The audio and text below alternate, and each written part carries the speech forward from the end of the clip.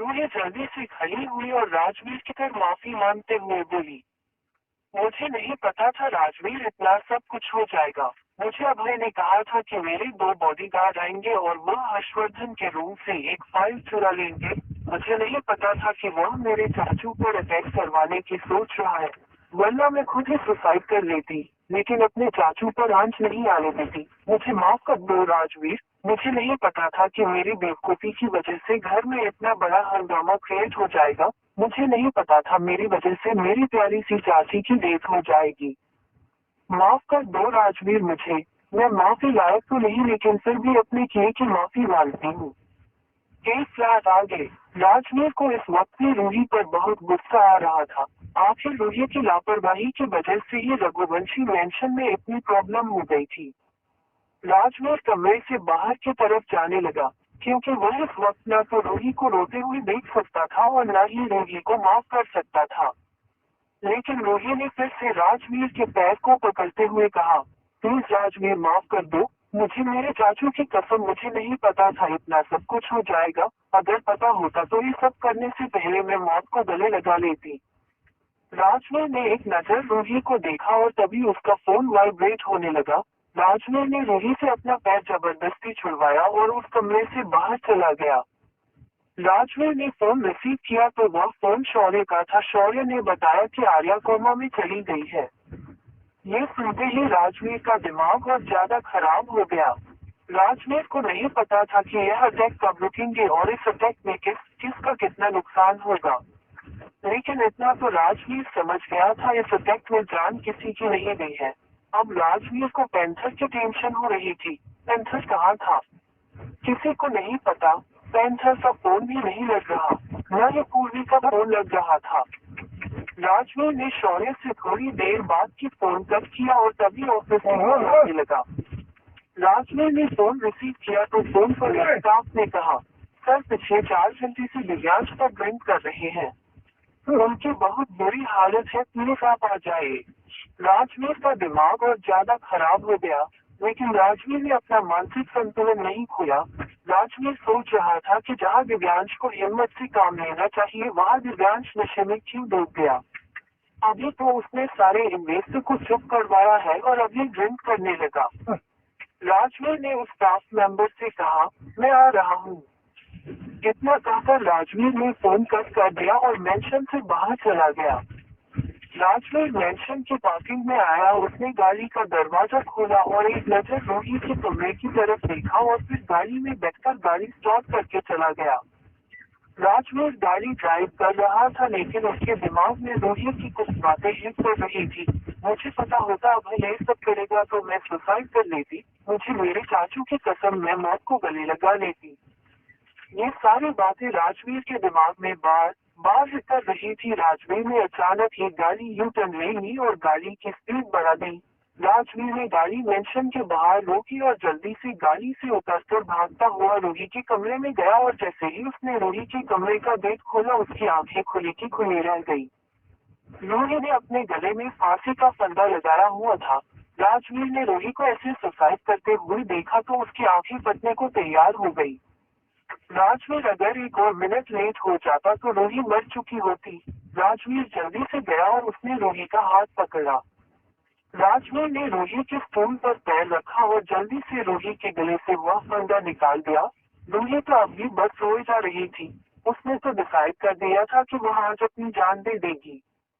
रूही भी समझ गई थी कि कहीं ना कहीं ये सब उसकी वजह से ही हुआ है। अगर वह चुप नहीं रहती तो शायद सब कुछ ठीक होता। अगर वह अभय की धमकी के बारे में मेंशन में किसी को बता देती तो शायद ये सब नहीं होता।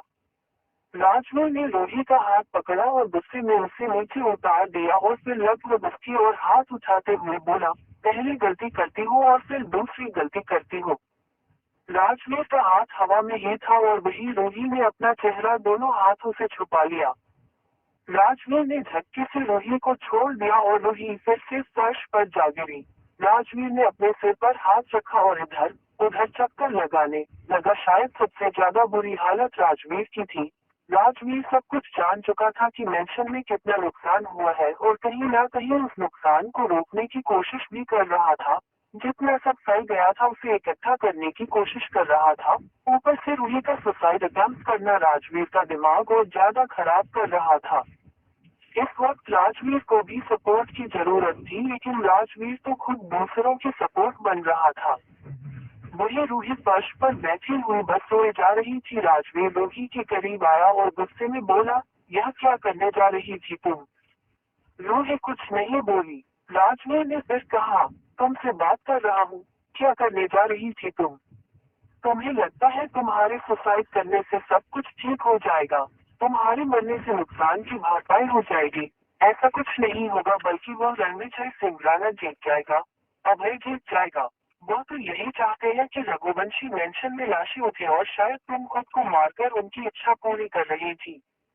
रूही की हालत बोलने की नहीं थी, उसकी आंखें सूज गई थी। रोकर उसने अपना बुरा हाल कर लिया था। चाहे जो भी था, लेकिन राजवीर रूही से प्यार करता था। उसी के चलते रूही को इस हालत में देखा नहीं सकता था। राजवीर रूही के पास फर्श पर ही बैठ गया और उसने दोनों हाथों से रूही का चेहरा अपने हाथों में भरकर कहा, बताओ रूही, यह सब क्यों कर रही थी? रूही सुबकते हुए बोली, राजवीर, मैं अपने चाचू को नहीं देख सकती। मैं जानती हूँ चाची की डेथ के बाद चाचू खुद को संभाल नहीं पाएंगे और यह सब मेरी वजह से हुआ। अब मैं जीना नहीं चाहती। मैं अपने भाइयों की गुनाहगार बनकर जी नहीं पाऊंगी। काश मैंने खुद को तभी मार लिया होता जब अभय ने मुझे ब्लैकमेल किया था, तो ये सब नहीं होता। रूही की हालत देखकर राजवीर को बहुत बुरा लगा और उसे अभय पर गुस्सा भी आ रहा था। राजवीर ने बहुत प्यार से रूही को अपने सीने से लगा लिया और उसके माथे को चूम लिया। राजवीर ने अपनी पकड़ रूही पर कस दी और रूही ने भी राजवीर को कसकर गले लगा लिया। रूही पहले से ही बहुत रो रही थी, लेकिन राजवीर के प्यार दिखाने से बहुत ज्यादा रोने लगी। रूही को इतना रोता हुआ देखकर आखिरकार राजवीर ने रूही को बता ही दिया, रूही चाचा की डेथ नहीं हुई है, बल्कि वह मेंशन छोड़कर चली गई। रूही तो हैरानी से राजवीर को देख रही थी। राजवीर ने हमें गर्दन हिलाते हुए कहा, लेकिन तुम ये बात किसी को बताना मत। अगर हमारे दुश्मनों को पता चल गया कि ये चाची जिंदा है, तो वह उन पर दोबारा अटैक करेंगे। अब तुम खुद को ब्लेम मत करो, चुप हो जाओ, मैं हूं ना तुम्हारे साथ। कुछ नहीं हुआ, किसी की जान नहीं गई। धीरे धीरे सब ठीक होकर मेंशन वापस आ जाएंगे। रूही तो अब भी रो रही थी और उसने राजवीर को कसकर पकड़ हुआ था और राजवीर ने भी रूही को कसकर सीने से लगाया हुआ था। थोड़ी देर बाद राजवीर उठा, उसने रूही को गोद में उठा लिया और बेड पर ले आया। राजवीर ने रूही को बेड पर प्यार से लेटा दिया। राजवीर ने रूही को ब्लैंकेट से कवर किया और उसके माथे को किस कर लिया।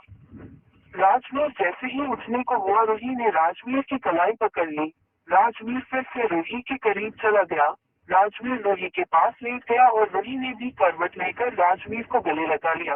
राजवीर कंटिन्यू रूही की कमर को सहलाता रहा, लेकिन रूही का सुबकना कम नहीं हुआ। राजवीर ने बहुत प्यार से रूही का चेहरा अपनी तरफ किया और अपने होठ रूही के होठों पर रख दिए। रूही ने कसकर आंखें बंद कर ली और राजवीर उसे अपने प्यार का एहसास कराने लगा। उस छोटी सी किस में राजवीर का बहुत सारा प्यार था। उस किस में एक संभावना थी, एक विश्वास था कि रूही, मैं हूँ, तुम्हें मेरे होते हुए किसी चीज की फिक्र करने की जरूरत नहीं है।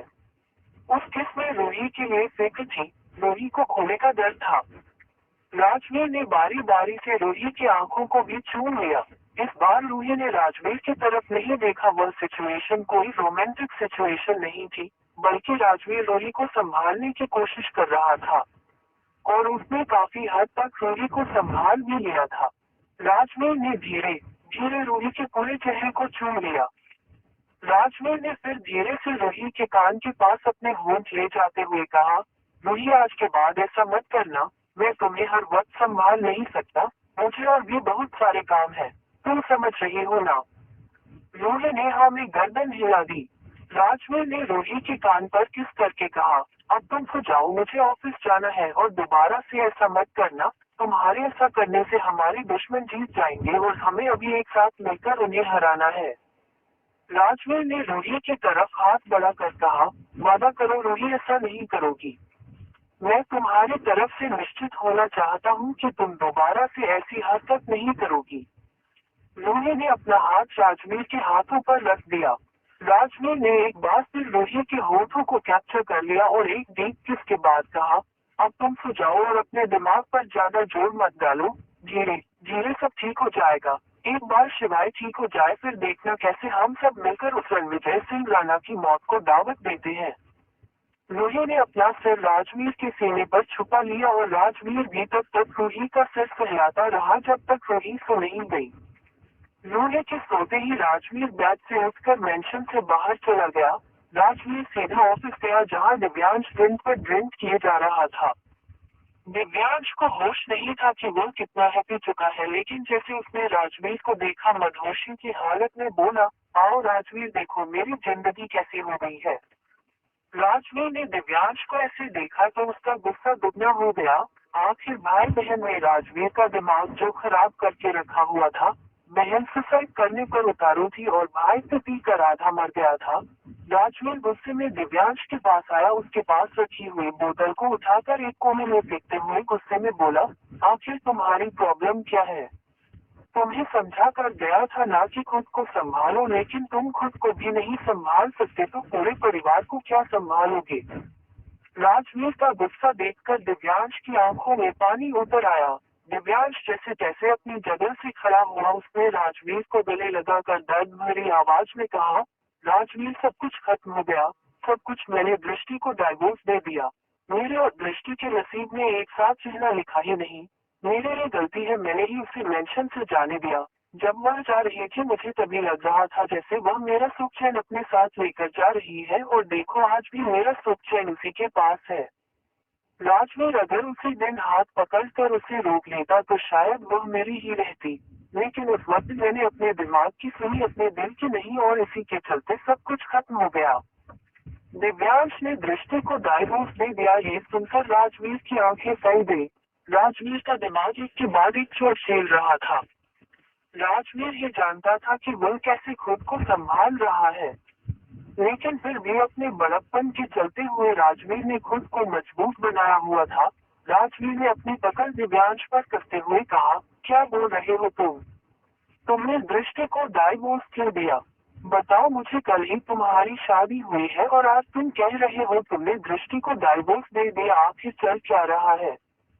दिव्यांश कुछ नहीं बोला क्योंकि वह नहीं चाहता था कि राजवीर को लगे कि दृष्टि करेक्टलेस है, और न ही दिव्यांश ये चाहता था कि दृष्टि पर कोई उंगली उठाए। इसलिए वह कुछ नहीं बोला, चुपचाप राजवीर के गले लगा रहा।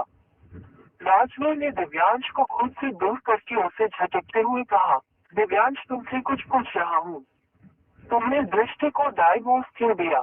दिव्यांश अभी कुछ नहीं बोला, बस आंखों में आंसू ही खड़ा रहा। दिव्यांश की हालत खड़े होने की भी नहीं थी, लेकिन जैसे तैसे खुद को संभाल रहा था। उसका शरीर ही नहीं, उसका दिल भी गिरने के लिए तैयार था। राजवीर ने गुस्से में एक बार फिर कहा, दिव्यांश इससे पहले कि मुझे गुस्सा आ जाए और मैं तुम्हारी हरकतों के बारे में चाचू को बता दूं, मुझे बताओ तुमने दृष्टि को डाइवोर्स क्यों दिया? दिव्यांश अब भी कुछ नहीं बोला। क्या बोलता दिव्यांश? दिव्यांश के पास शब्द ही नहीं थे। उसे क्या पता कि पैंथर ने मजबूर होकर यह सब कर दिया। वो तो अब भी अपने प्यार की इंसल्ट नहीं करना चाहता था, इसीलिए चुपचाप गुनहगारों की तरह राजवीर के सामने खड़ा था, और तभी एक पंच आकर दिव्यांश के मुंह पर लगा। दिव्यांश धड़ाम से जमीन पर गिर गया। वहीं राजवीर की आंखें हैरानी से फैल गई। राजवीर ने देखा तो वहाँ शौर्य खड़ा था। शौर्य एक और पंच दिव्यांश को मारता उससे पहले ही राजवीर बीच में आ गया और शौर्य को पीछे की ओर धकेलता हुआ बोला, शौर्य दिमाग खराब हो गया तेरा? तो देख रहा है इसकी हालत, ही अपने पैरों पर भी खड़ा नहीं हो पा रहा, पता नहीं कब से ड्रिंक कर रहा है, और ऊपर से तू ये नशे में है, लेकिन तू तो होश में है ना, तो इसे कैसे रिएक्ट कर सकता है? शौर्य इस वक्त बहुत गुस्से में था, और आखिर वो भी क्यों ना।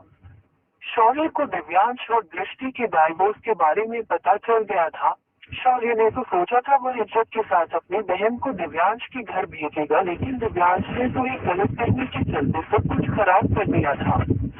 शौर्य गुस्से में बोला, छोड़ सीनियर, छोड़ दे मुझे, मैं आज इसे जान से मार दूंगा। यह मेरी बहन को डाइवोर्स दे सकता है और मैं रिएक्ट भी नहीं कर सकता। छोड़ दे सीनियर, आज मेरे हाथों से खून हो जाएगा।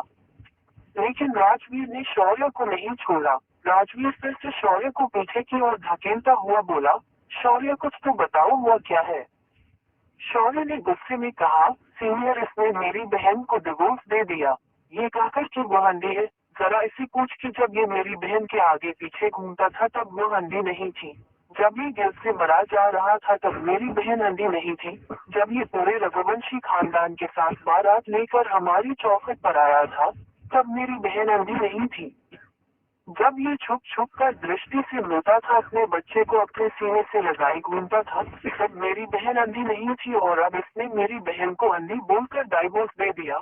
मैं इसे आज जान से मार दूंगा, छोड़ूंगा नहीं। दिव्यांश भी अब तक उठकर जैसे तैसे चेयर पर बैठ गया था। दिव्यांश के पास बोलने के लिए कुछ नहीं था। बेशक उसने बहुत प्रेम कर ली थी, लेकिन इतना तो होश था कि शौर्य उसी पर गुस्सा कर रहा है। राजवीर से शौर्य का गुस्सा संभाले नहीं संभल रहा था। राजवीर शौर्य को जितना संभालता शौर्य उतना ही गुस्सा करता। शौर्य जब अपनी बहनों को रघुवंशी मेंशन से ले जा रहा था तब उसने इतना गुस्सा किया था और उस दिन से आज इतना गुस्सा आया है। राजवीर शौर्य को संभालता हुआ बोला, शौर्य, हो सकता है ये हमारी दुश्मनों की चाल हो, तुम समझते क्यों नहीं? देखो जरा दिव्यांश की हालत, क्या तुम्हें लग रहा है कि उसने खुश होकर दृष्टि को डाइवोर्स दिया है? क्या तुम्हें नहीं लगता कि जितनी तकलीफ दृष्टि को हो रही होगी उतनी ही तकलीफ दिव्यांश को हो रही है? तुम्हें क्या लगता है कि यह यहाँ सेलिब्रेट करने के लिए ड्रिंक पी रहा है? शौर्य ने गुस्से में चिल्लाते हुए कहा, हाँ, सेलिब्रेट करने ही तो बैठा है। इसका जब मन करता है दृष्टि के करीब चला जाता है और जब मन करता है उसका दिल तोड़ देता है। मुझे प्राउड फील होता था कि मेरी बहन जो देखा नहीं सकती उसे दिव्यांश जैसा हमसफर मिला है, लेकिन दिव्यांश औरों के जैसा ही निकला। उसने भी मेरी बहन में कमी निकाल दी। कहते कहते शौर्य ने खुद को ढीला छोड़ दिया और राजवीर ने शौर्य से अपनी पकड़ छोड़ दी। शौर्य झटके से घुटनों के बल वह बैठ गया और जोरों से चिल्लाने लगा। उस चिल्लाने में शौर्य का दर्द साफ दिखाई दे रहा था। शौर्य की आंखें भी लाल हो गई थी। शौर्य का ऐसे दर्द में चिल्लाना राजवीर से देखा नहीं जा रहा था, लेकिन राजवीर ने तो एक ही दिन में न जाने क्या क्या देख लिया था। राजवीर शौर्य पास बैठा और शौर्य ने भी राजवीर को कसकर गले लगा लिया। शौर्य चिल्लाता रहा और राजवीर शौर्य को संभालता रहा। कुछ देर राजवीर शौर्य को संभालता ही रहा और फिर राजवीर ने कहा, शौर्य, हो ना हो ये हमारे दुश्मनों की चाल है। दिव्यांश को होश में आने दो, मैं उससे बात करूंगा। शौर्य खड़ा हो गया और राजवीर की तरफ देखकर बोला, नहीं सीनियर, बहुत हो गया दिव्यांश का। मेरी बहन कोई खिलौना नहीं कि जब मन करे उसके साथ खेल लिया और जब मन करे उसे अपनी जिंदगी से निकाल दिया। शौर्य गुस्से में फिर दिव्यांश के पास गया और उसकी कॉलर पकड़कर उसे वार्निंग की टोन में बोला, आज के बाद राजावत हाउस की तरफ देख भी मत लेना, क्योंकि शौर्य राजपूत बात तुझे माफ नहीं करेगा। दिव्यांश, अब तुम कभी भी मेरी बहन की जिंदगी में दखलंदाजी नहीं करोगे। मैं अपनी बहन को लेकर बहुत दूर चला जाऊंगा, बहुत दूर। शौर्य ने एक बार राजवीर को देखा, फिर वहां से अपने दर्द के साथ चला गया। वही राजवीर भी शौर्य को जाता हुआ देख रहा था। उसने एक नजर दिव्यांश को देखा, जैसे होश नहीं था। राजवीर फिर दिव्यांश को संभालता हुआ मेंशन में आया। वही दूसरी तरफ वरदान भी आर्या को लेकर रिस्क नहीं लेना चाहता था, इसलिए वह आर्या को लेकर राजावत हाउस आ गया। वरदान ने आर्या के लिए मेडिकल के सारे अरेंजमेंट अपने घर में ही करवा लिए थे। आर्या के लिए एक नर्स हायर कर दी थी। वरदान अपनी बेटी को अपने सामने ही रखना चाहता था।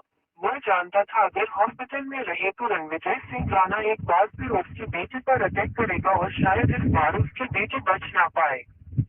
वही शिवाय को भी थोड़ा सा होश आया। उसने आंखें खोली तो उसके पास हर्षवर्धन था। हर्षवर्धन को देखकर शिवाय के चेहरे पर हल्की सी मुस्कुराहट आ गई। शिवाय ने 2-3 बार पलकें झपकी। उसने आसपास डॉक्टर की टीम भी देखी। शिवाय ने धीरे से अपना हाथ उठाया और हर्षवर्धन ने शिवाय का हाथ पकड़ लिया। हर्षवर्धन की आंखों में पानी आ गया और शिवाय के चेहरे पर फिर से मुस्कुराहट, जैसे कहना चाहता हो, इट्स ओके चाचू, मैं ठीक हूँ। 2-3 मिनट तक शिवाय होश में रहा और फिर बेहोश हो गया। हर्षवर्धन ने डॉक्टर की तरह देखा तो डॉक्टर ने कहा, मिस्टर शिवाय, रघुवंशी ठीक है, बुलेट दिल के पास से होकर गुजरी है, इसलिए ठीक होने में टाइम लगेगा, पर आप निश्चिंत रहिए, ये बहुत ज्यादा ठीक हो जाएंगे। अब आप बाहर चले जाइए। हर्षवर्धन बाहर आ गया। बाहर राजवीर खड़ा था। हर्षवर्धन ने राजवीर को देखा तो उसे गले लगा लिया और फिर भरे गले से कहा, राजवीर, शिवाई को होश आया था, वह ठीक है, बहुत जल्द ठीक होकर घर आ जाएगा। राजवीर ने कहा, चाचा आपके 2 दिन से यही है, चलिए घर चलते हैं, फ्रेश हो जाना। हर्षवर्धन ने 3-4 बॉडीगार्ड की तरफ देखकर कहा, तुम सब यही रहना मेरे शिवाई के पास, मैं एक बार हीर से मिलकर आता हूँ। हर्षवर्धन के मुंह से हीर का जिक्र सुनकर राजवीर का दिमाग फिर से खराब हो गया। हर्षवर्धन अस्पताल से बाहर की तरफ जाने लगा क्योंकि वो पिछले 2 दिन से बिना कुछ खाए पिए शिवाई के पास ही था। राजवीर भी हर्षवर्धन के पीछे पीछे चला गया, लेकिन उसे समझ नहीं आ रहा था कि वो हर्षवर्धन से कैसे कहे कि हीर को जहाँ दिया गया था और उसने हीर को फार्म हाउस में रखा है। राजवीर फिलहाल हर्षवर्धन को हीर के बारे में कुछ नहीं बताना चाहता था। राजवीर ने डिसाइड कर लिया था जब तक शिवाई को होश नहीं आता तब तक वह चीजों को ऐसे ही रोककर रखेगा और उसके बाद ही शिवाई के साथ मिलकर रणविजय सिंह को हराने का प्लान बनाएगा। राजवीर अपने ही ख्यालों में था, तभी हर्षवर्धन ने कहा, चलो राजवीर, हीर इंतजार कर रही होगी। राजवीर ने हाँ में गर्दन हिलाए और हर्षवर्धन के साथ साथ अस्पताल की पार्किंग में आ गया। हर्षवर्धन ने जैसे ही गाड़ी का गेट खोला, राजवीर बोला, चाची हमें छोड़कर जा चुकी है। हर्षवर्धन ने हैरानी से राजवीर को देखा क्योंकि हर्षवर्धन जानता था राजवीर झूठ नहीं बोलता, लेकिन हर्षवर्धन को राजवीर की बातों पर यकीन नहीं हुआ। हर्षवर्धन ने बात को कंफर्म करते हुए फिर पूछा, क्या कहा तुमने, कहाँ चली गई हीर? इस पर राजवीर ने कहा, हम सबको छोड़कर चली गई। हर्षवर्धन बोला, दिमाग खराब है तुम्हारा, वो हमें छोड़कर क्यों जाएगी? राजवीर ने कहा, चाचू वह सब मुझे नहीं पता।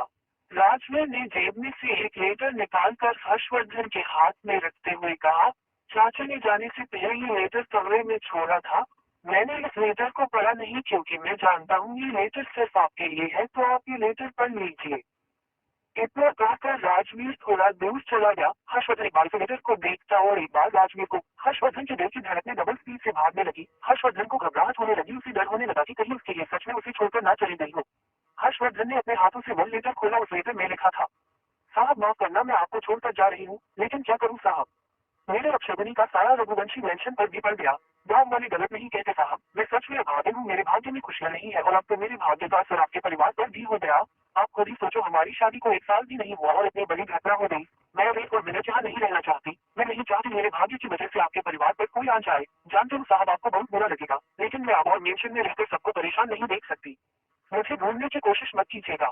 आपकी हीर। हर्षवर्धन ने लेटर पढ़ा, लेकिन उसके चेहरे पर कोई भाव नहीं थे। ऐसा लग रहा था हर्षवर्धन पर लेटर का असर ही नहीं हुआ। हर्षवर्धन ने राजवीर की तरफ देखकर कहा, हीर हमें छोड़कर चली गई, दोनों कहाँ पर है? जल्द से जल्द ढूंढना। राजवीर बोला, चाचा मैंने ढूंढ लिया, लेकिन चाची कहीं नहीं मिली। हर्षवर्धन गाड़ी में बैठ गया और राजवीर भी ड्राइविंग सीट पर बैठ गया। हर्षवर्धन बोला, शक्ति देखकर लगता था मासूम है, लेकिन ये नहीं पता था बेवकूफ की है, बिना सोचे समझे चली गई। मैं पहले ही शिवाई को लेकर परेशान हूँ, ऊपर से एक और परेशानी। खैर छोड़ो, जितनी जल्दी हो सके अपने आदमियों को लगाओ, मुझे हीर अपनी आंखों के सामने चाहिए। राजवीर हर्षवर्धन को यकीन दिलाना चाहता था कि ये कभी नहीं आएगी, लेकिन राजवीर ने फिलहाल चुप रहना ही ठीक समझा। राजवीर ने जान तो किया था कि वो हर्षवर्धन को हीर की मौत की खबर सुनाएगा, लेकिन राजवीर की हिम्मत ही नहीं हुई, इसलिए उसने हीर से एक लेटर लिखवा लिया और वह लेटर लाकर हर्षवर्धन को दे दिया। राजवीर ड्राइव कर रहा था और उसके दिमाग में एक दिन पहले की बातें घूम रही थी। Flashback, farm house. हीर को जब होश आया तो उसकी नजर राजवीर पर पड़ी, जो कमरे में इधर उधर चक्कर लगा रहा था। हीर ने जैसे ही राजवीर को देखा, उसकी आंखें भर आई और वो सबकने लगी। राजवीर के कानों में जब सुबह करने की आवाज पड़ी तो वो जल्दी से हीर के पास आया। तब हीर उठने की कोशिश कर रही थी। राजवीर ने तकिए लगाकर हीर के बैठने में हेल्प की और हीर बैठ गई। राजवीर ने हीर के हाथ को अपने हाथों में भरकर पूछा, चाची आप ठीक हो? कहीं दर्द तो नहीं? गले में, पेट में? अगर तबीयत थोड़ी भी खराब है तो मुझे बता दो, मैं अभी डॉक्टर को बुला दूंगा। आपको भूख लगी है, कुछ खाएंगे आप? हीर तो बस सो रही थी। उसके अंदर राजवीर को देखकर तूफान चल रहा था और उसे तूफान को वो शांत करना चाहती थी। राजवीर को बहुत कुछ बताना चाहती थी और उससे बहुत कुछ पूछना भी चाहती थी। सिर में दर्द हो गया। वो तो पहले ही रो रोकर बुरी हालत में थी, ऊपर से